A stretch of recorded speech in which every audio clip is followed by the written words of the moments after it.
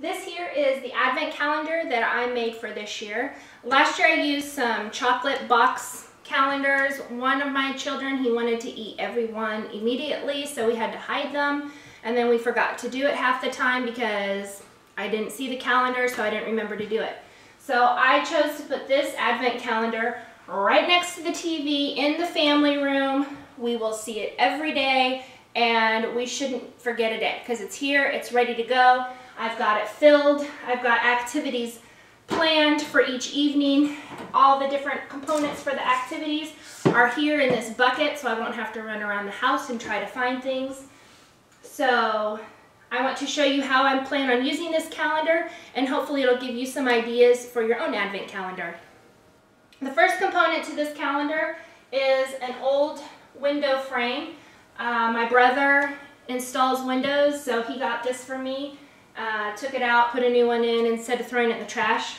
I painted it this aqua color. This is Rust-Oleum Ultra Cover 2 times. In my house, this is all we use for spray paint, the 2-time coverage from Rust-Oleum. It makes spray painting so much easier, and the quality of what you're spray painting is way better than any other spray paint that you'll buy. So the first thing that I did was spray paint the frame, and then I attached some picture framing wire. Here are the little hooks with the wire. 5 rows of 5 for it, 25. And then I got different buckets. I didn't want them all to look the same, so I have some buckets that I already had. These are buckets that I used for the 4th of July. I went out and bought a couple other ones. I found these at Target. I was lucky that I didn't have to spray paint them. They came just like that. Other ones that I got, I wanted different colors, so I chose to spray paint them. This is Rust-Oleum's Red Apple, more the aqua, and then the flat black color are the colors that I chose. So I spray painted them, and then, well, I took off the, if they had a ribbon on them, I took off the ribbon, spray painted them, and then when I put back on the ribbon, I chose different ribbons and baker's twine so that, again, each bucket would feel a little bit more unique. And then I went ahead and got online, printed off different fonts for the numbers, and then I took an X-Acto knife, cut it out, and then painted on each number. Some of them were a little messy, but I wanted mine to have a sort of not so perfect and not everything the same look anyway, so I chose to just leave some of the imperfections and not worry about it. But I also have some of them that I wanted to use again for like the 4th of July, so I didn't want to put a number on it. So I found these tags at Hobby Lobby with a little chalkboard area on it so that you could write your different numbers on them. So those worked well as if you want to use that so you don't have to do a number.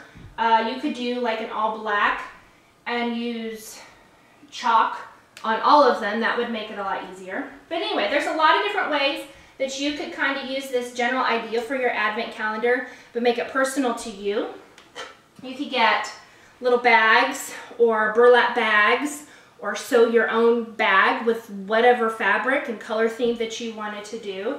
As well as, I saw these at Hobby Lobby, if you wanted to do a smaller frame or a smaller bucket or a garland even with buckets on it, you could do these smaller ones from Hobby Lobby. I also have seen where they use stockings. I originally wanted to use a garland with mismatched knit socks, but I was having a hard time finding mismatched knit socks. I've been looking now for 2 years, and I thought I would find a whole bunch at a garage sale or different garage sales, and it just hasn't happened. So this is what I finally went with.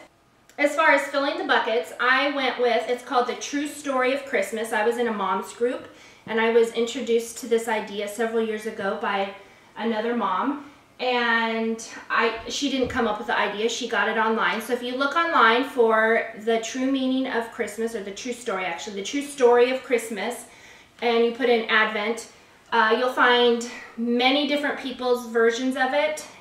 Some people have altered it for what their family's needs. And there's some ideas, at least to get you started, of 25 verses, one for each day. And then the true meaning of Christmas, that idea is for smaller children to have something also inside the bucket to help with whatever that verse is, to help the children kind of understand what the verse is talking about. So if you've ever done the resurrection eggs at Easter time, it's a lot like that. So we have like some straw or hay in here, because this verse here, each verse I put on a tag. And so I have the verse here, we'll get out the Bible, and then we have the straw or hay to help us talk about the manger. We have candy canes when we talk about the shepherds. I also have in here pieces from a nativity scene that my mother-in-law gave me a couple of years ago. It's child-friendly. Some of the pieces are hands and stuff have already fallen off, but I went ahead, if we're talking about Gabriel the angel, I believe is on day 1. So the angel that went with this piece is in day 1. In day 2, I know there are 2 gold engagement rings for Mary and Joseph's engagement. This here is a piece of sheet music tied up to show Mary's song. And as you go along, there's the different components to the nativity scene and other fun pieces. When we find a piece from the nativity scene, we're going to go ahead and start building our nativity scene right out here. So that's part of the teaching, the true story of Christmas Advent calendar, but I also wanted to be able to use it for fun family activities, because this time of year can be so crowded. I've pre-planned an activity for the family to do together. Every night we'll take that card out. It'll tell the day for that activity for the day.